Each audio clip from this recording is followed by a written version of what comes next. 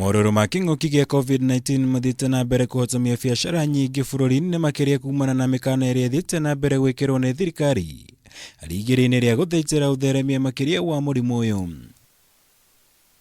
Mororo maya rĩu magĩtanywo gũthiĩ na mbere kwa ihinda rĩngĩ rĩa thikũ 21 ciũkĩte thutha wa thirikari kuongerera ihinda rĩa mĩkana ĩrĩa ĩkoretwo ho kwa ihinda rĩngĩ rĩa ciumia 3.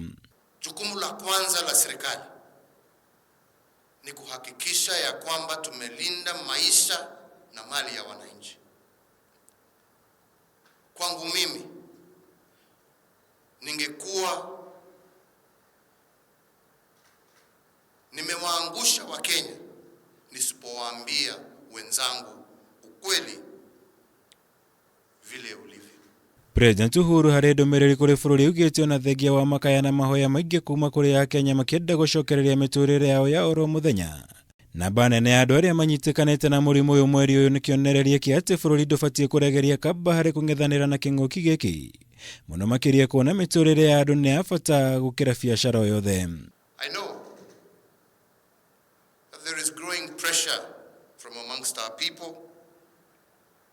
There is growing global pressure for easing of measures against this disease and for all of us to get back to normal.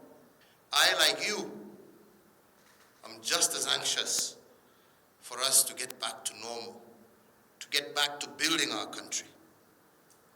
However, I also strongly believe that we will only be able to do this the sooner we sharply suppress the growth of infections in our country.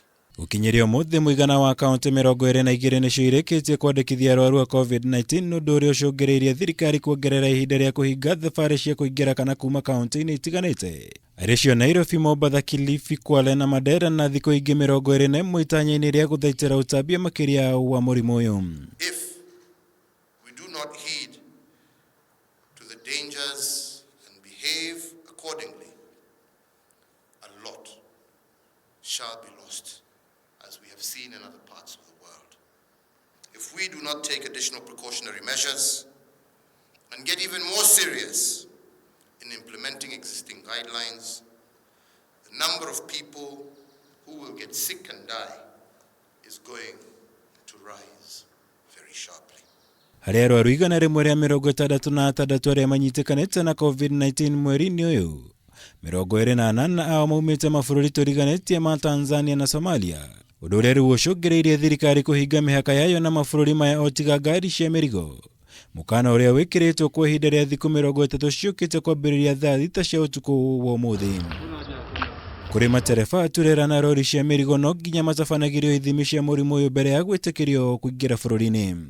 The government will continue to take every measure that it can to protect the lives of Kenyans from this pandemic and to plan also for the recovery of our economy post the crisis.